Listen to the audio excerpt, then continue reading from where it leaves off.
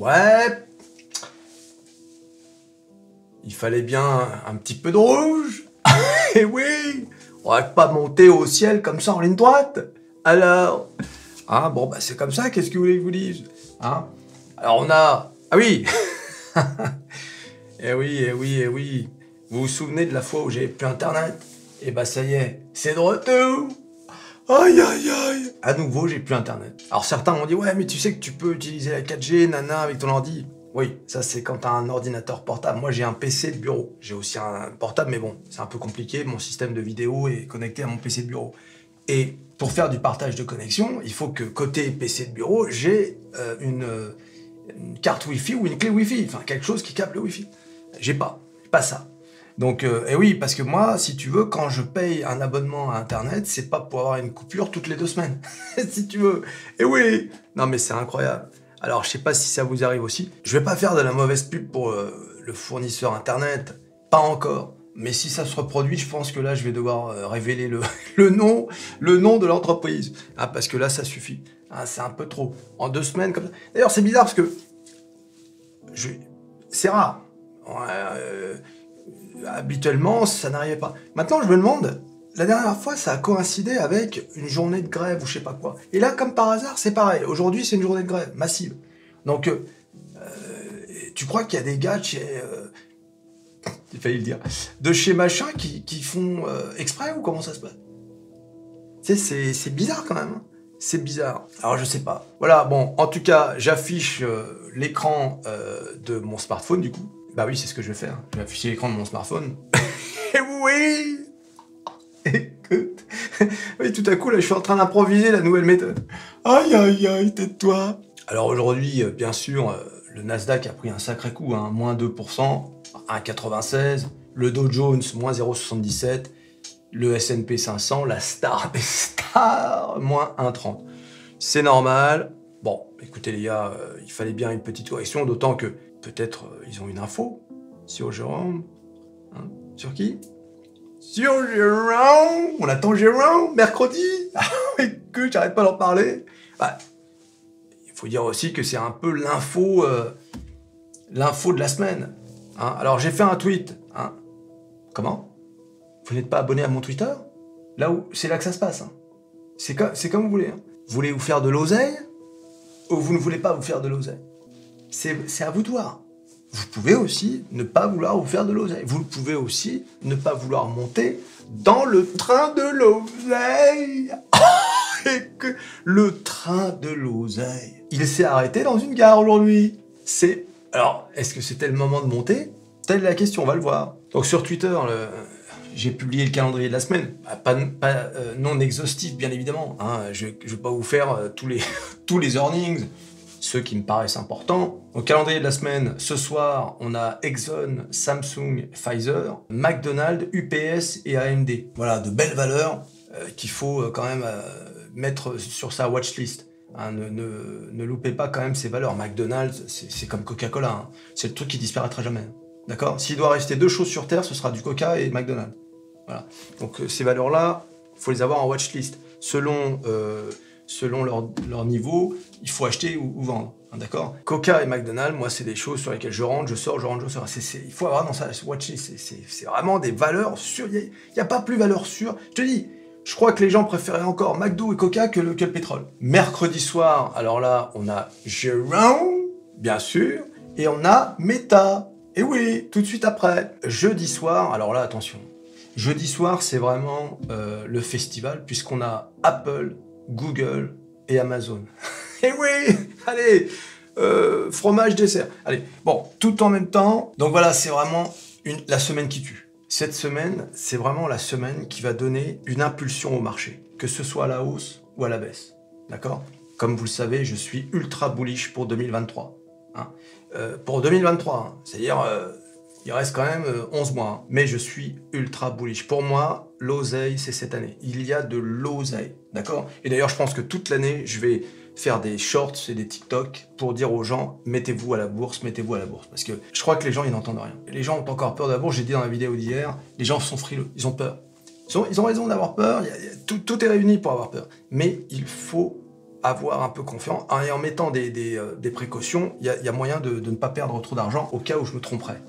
Et ça arrive, bien sûr. Alors j'ai publié un sondage sur ma chaîne YouTube. Pensez-vous que la Fed va tempérer sa politique de hausse des taux d'intérêt mercredi? 0,25 ou 0,50? Vous avez été, alors là il y a beaucoup de votes, 300 votes. 55% à penser que la Fed allait plutôt calmer le jeu avec un taux à 0,25, et vous avez été 45% quand même. Ah, je pensais que ça allait être une écrasante majorité. 45% à penser que non, la Fed choisira de continuer sa politique avec 0,50. Ça c'est intéressant parce que, en fait, j'ai lu pas mal d'articles aujourd'hui qui disent que, effectivement, la Fed pourrait aussi, donc il y a un autre son de cloche, pourrait aussi décider de maintenir la hausse des taux. J'ai même publié un tweet sur le prix des œufs. Le prix des œufs aux États-Unis a absolument explosé. Tu vois, en disant, est-ce que ça va influencer Jérôme sur sa politique de hausse des taux? En tout cas, vous êtes un peu partagé. Si Jérôme venait à... Quand je dis Jérôme, c'est la Fed. Mais si la Fed venait à maintenir la hausse des taux de 0,50, je pense, parce que moi je suis convaincu qu'en 2023, non seulement on va revenir à plus de hausse du tout, mais on pourrait même revenir à un retour, c'est-à-dire à la baisse des taux d'intérêt. D'accord? Je dis, pour moi 2023, ça va être une année, sauf accident, sauf guerre en Ukraine qui dérape, qui dégénère, ou des choses comme ça. Je pense que l'année 2023 est l'année de l'oseille. Voilà, c'est comme ça, c'est un sentiment que j'ai. Ne me demandez pas comment, pourquoi, comment. C'est comme ça que je le sens, Voilà, c'est comme ça, c'est tout. Et oui, si c'est 0,50, c'est problématique parce que ils passeront pas de 0,50 à 0. D'accord? C'est ce qu'on appelle l'atterrissage en douceur. Il faut un atterrissage en douceur. Et avant 0, il faut qu'il y ait du 0,25. Donc ça voudrait dire que s'ils sont à 0,50, la fois d'après, ils seront obligés d'être à 0,25. Donc on aurait du 0,50, 0,25 et éventuellement 0. Ou alors 0,50, 0,25, 0,25 et 0. D'accord? Donc ça retarderait. Ils ne pourraient pas faire 0,50 et 0. Mais surtout, c'est le signal qui est donné au marché. Ça veut dire, non les gars, vous vous êtes emballés un peu trop vite. C'est pas pour maintenant. C'est pas pour maintenant qu'on va faire la fête, d'accord? Ce qui, en ce qui me concerne, n'est pas très gravissime, parce qu'on n'est qu'en janvier, d'accord? Donc il y a encore 11 mois, en 2023, et je te le dis comme je le pense, nous serons au plus haut, on va rattraper les all-time high, ça va... Alors, pour le Nasdaq, c'est un cas différent, mais le Dow Jones, le CAC 40 et même le S&P 500, ça va exploser. Voilà, ça va exploser. Et oui, il y a de l'oseille. Les gens veulent... Je vous l'ai dit, analysez-vous vous-même. Prenez votre propre cas. Est-ce que en 2022, vous étiez acheteur? Probablement que non. Est-ce qu'en 2023, vous êtes acheteur? Je veux dire, dans votre état d'esprit, probablement que oui. Combien d'entre vous me disent « Ah, j'ai mis de l'oseille là. » Vous n'auriez jamais dit ça en 2022. Jamais. Et oui. Alors Tesla a quand même pris, voilà, c'est normal. Je veux dire, c'était dans un marché baissier, Tesla n'allait pas être au vert. Et puis, comme je vous l'ai dit, il y a aussi des gens qui ont pris des profits. C'est normal. Tu vas pas faire une telle montée sans prendre de profit. D'ailleurs, j'espère que si vous êtes de ceux qui ont pris à 102, 103, 110, 120, vous avez pris des profits. Vous avez pris des profits, les gars. J'espère que vous avez fait. Prenez toujours 20-25% de profit. Minimum pour pouvoir acter votre plus-value. D'accord? Acter. Imaginez scénario catastrophe. Jérôme dit non, on a encore beaucoup de problèmes avec l'inflation, l'économie se porte plutôt bien, non, on va continuer à 0,50 et il a un discours au quiche. D'accord?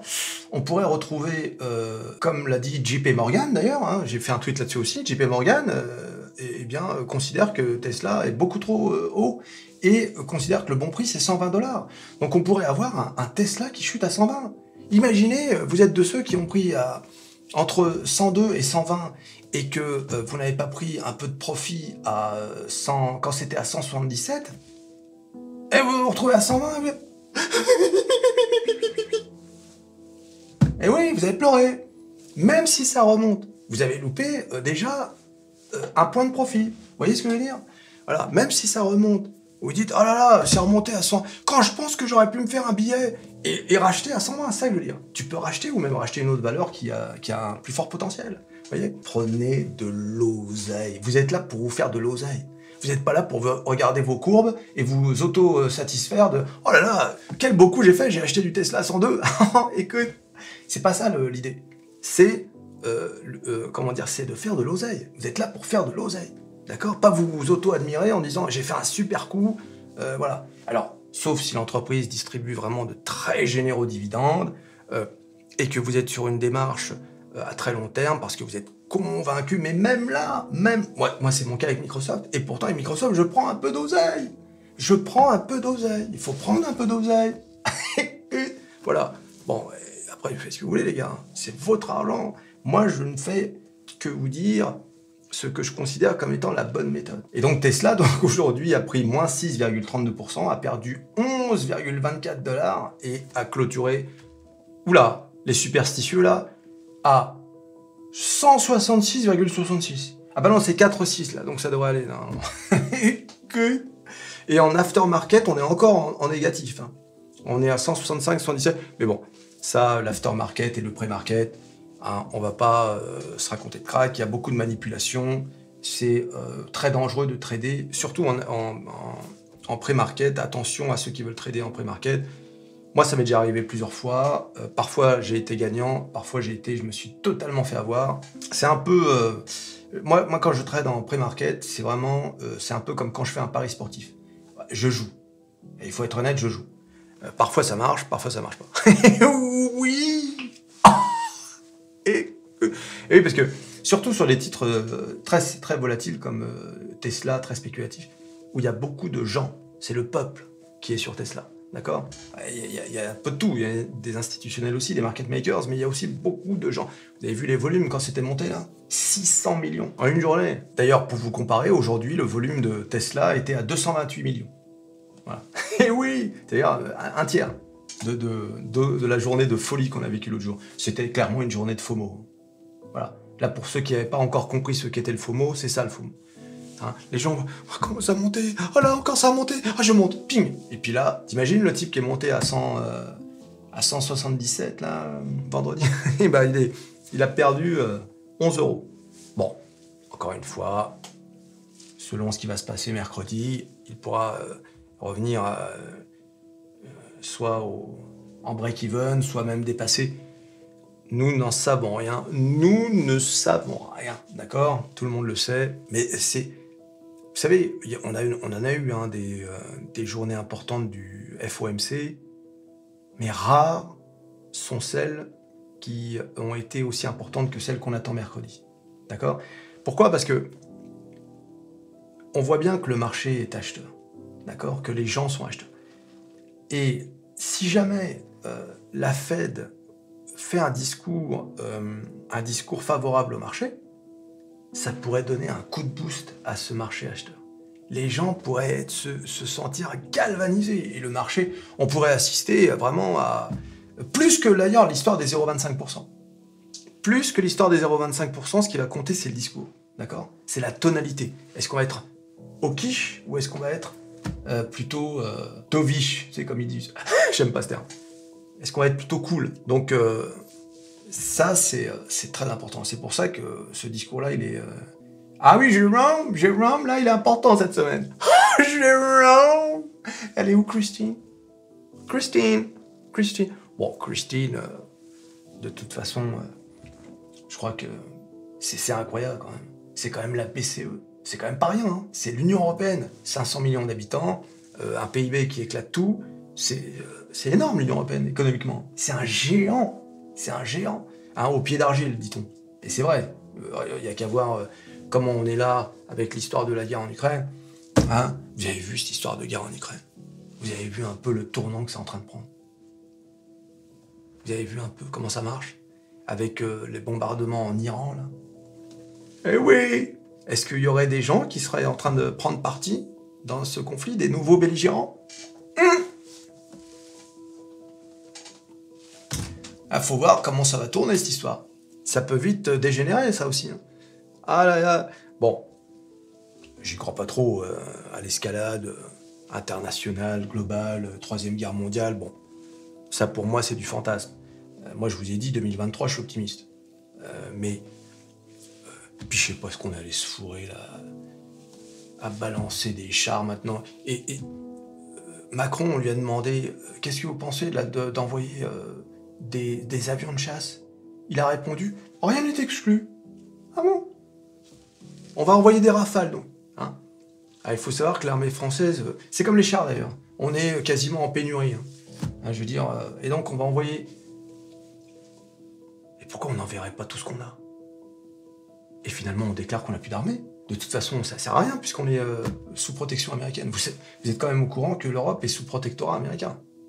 Tout comme le Maroc et la Tunisie étaient sous protectorat français. C'est pareil. Hein. Pour ceux qui pensent qu'on est indépendant, souverain, on fait ce qu'on veut, non, non. Ah oui, non, non. Non, non. Je vous raconterai un jour l'histoire d'Evo Morales. D'accord?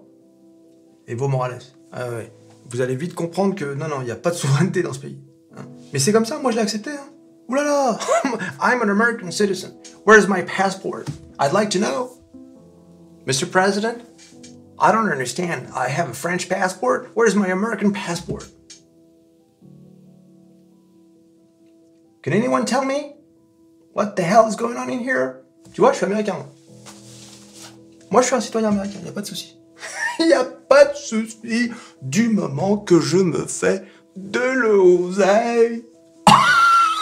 Et que... Voilà, c'est tout.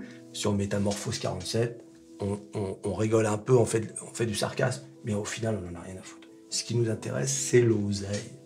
C'est tout ce qui nous intéresse. Il faut bien... Parfois, c'est vrai qu'il y a des trucs qui nous énervent. Voilà, par exemple, cette histoire de guerre, là, où on commence à envoyer des chars et machin. Mais, au final, on se dit, bon, ok, finalement, on s'en fout. Ce qui nous intéresse... Où en est Tesla? Voilà, c'est ça, au final. C'est l'oseille. L'oseille qui nous intéresse. Et oui, il faut être honnête, les gars. Nous sommes des charognards. Nous n'avons plus aucun honneur. Nous n'avons plus aucun amour-propre. D'accord? Quand tu es investisseur à la bourse, tu dois mettre tout ça dans le casier. D'accord? Tu peux le récupérer peut-être un jour. Peut-être un jour. Ne jette pas à la poubelle, mais l'amour-propre, le machin, la politique, rien. On n'est pas de droite, pas de gauche. On n'en a plus rien à foutre.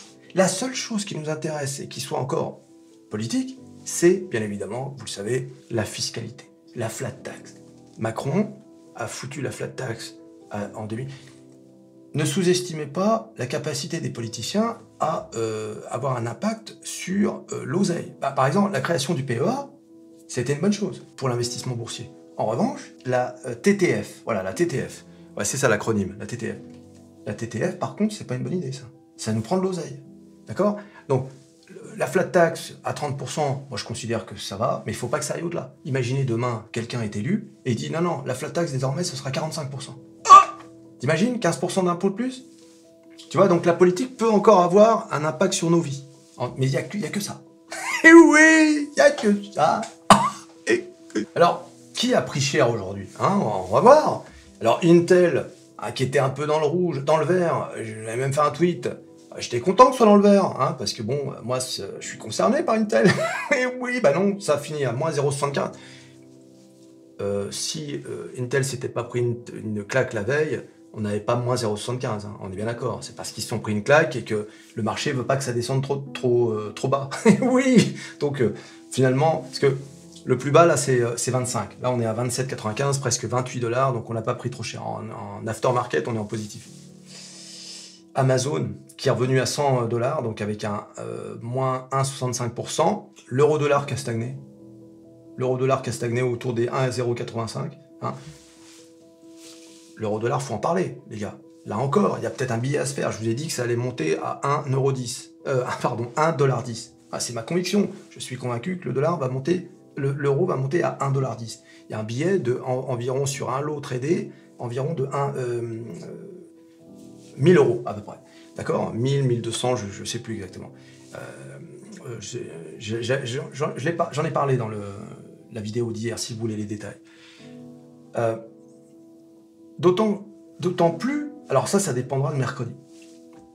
Si la Fed, encore, hein, t'as vu tout ce... Je sais pas comment vous le dire. Certains me disent, oui, tu donnes trop d'importance à Jérôme.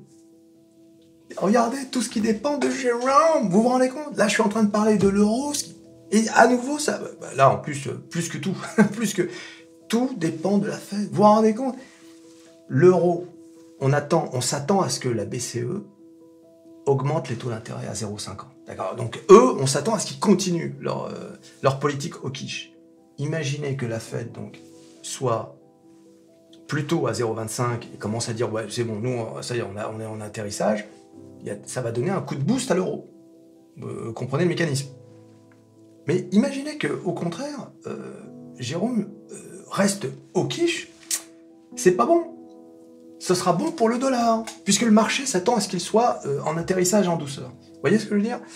Donc, là encore, il y a un billet à se faire sur l'euro-dollar. En tradant un lot, je vous dis, ça peut vous rapporter 1000 balles si ça atteint les 1,10 $. Voilà, bah, c'est toujours ça de gagner. Bon, ça, c'est pour ceux qui s'intéressent au Forex. Hein. Les autres, voilà. Bon, moi, le Forex, c'est ce que je trade. Donc, voilà. Donc, après, s'il y a des amis forexiens sur Métamorphose 47, faites-vous connaître sur les commentaires. J'aimerais bien savoir à qui j'ai affaire. Eh oui! Nvidia qui a pris moins 6% aujourd'hui, qui est redescendu à 191. Nvidia, c'est quand même une valeur sûre, les gars. Il faut avoir Nvidia dans votre portefeuille. Comment on peut... Nvidia s'est fait tracher en 2022. Comment on a pu manquer de respect à une boîte pareille? Quelle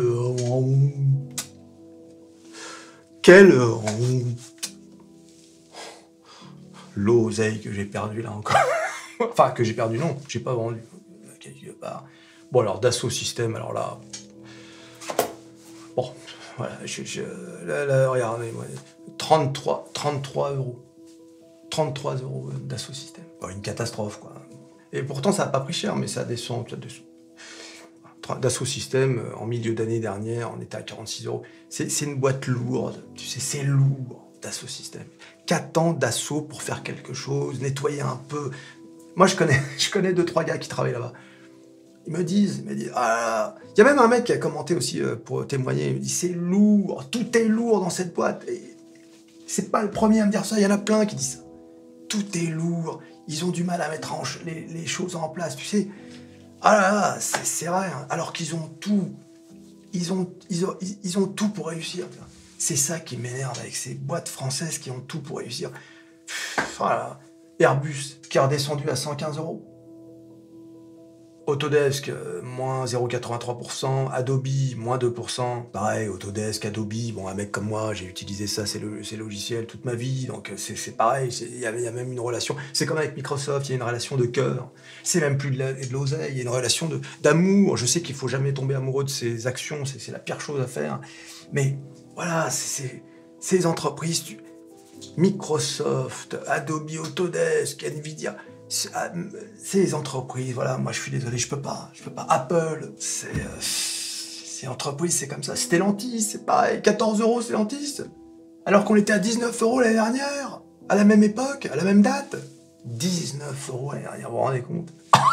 Et eux, là c'est pareil, il y a de l'oseille à faire sur Stellantis. Quand c'était à 11 euros quelque chose, là, cette année, l'année dernière. Là on est à 14, mais tu vas voir...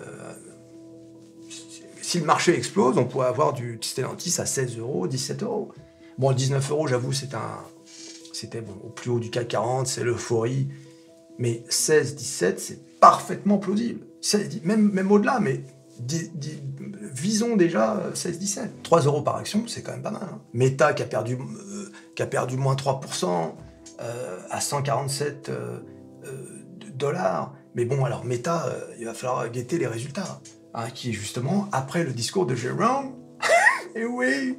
Alors, ça va être intéressant parce que si le discours de Jérôme est favorable au marché et que les insiders qui savent déjà les résultats, d'accord, faut pas rêver, on risque d'assister peut-être à une montée de Meta avant même les résultats de Meta. Tu vois ce que je veux dire? Alors ça, ce sera la preuve totale que Meta, que y a des insiders qui n'ont plus rien à foutre, quoi. Que fait le SEC? On verra. Meta, il faudra vraiment regarder le mouvement de Meta. Ça sera génial. Et que Microsoft, qui a perdu 2,20%. On atteignait les 250 $ et regardez, on est à 242. Apple qui a perdu 2%. Allez, on est retour. 143, on le voit tout le temps maintenant. 143 $, 143 $. Ah, je rappelle que le all-time high de Microsoft, c'est 183 $. Il y a encore 40 $ à faire, les gars. 40 $ à faire avant d'atteindre les all-time high pour Apple. Il y a de l'oseille. Et je vous le dis, on va atteindre des all-time high en 2023. Il y a de l'oseille à se faire en 2023. De l'oseille. À force de le répéter, j'aurais pas l'air con si c'est tout l'inverse qui arrive. Aïe, aïe, aïe. Ah bah je vous présenterai mes excuses. Hein, c'est déjà ça. Ah ouais. Et Nokia, pareil, hein, qui est une des valeurs. Bon bah, moi c'est pareil, Nokia. Bon bah, j'ai du Nokia. Qu'est-ce que vous voulez que je vous dise, hein. Et c'est une valeur qui fait ça. Ça varie entre 4, 5, 6. Hein. Le maximum, c'est 7 €. Ne cherchez pas. Enfin, le maximum récent, quoi, de l'histoire récente. Voilà. Moi, j'ai investi sur Nokia parce que, d'abord, j'ai eu un très bon prix à l'époque, mais surtout parce que je pense que cette entreprise peut vraiment devenir le leader de tout ce qui est 5G, etc. D'accord ? Donc, voilà, je crois vraiment en cette entreprise. Ils ont publié des résultats positifs, d'ailleurs. Si ça vous intéresse.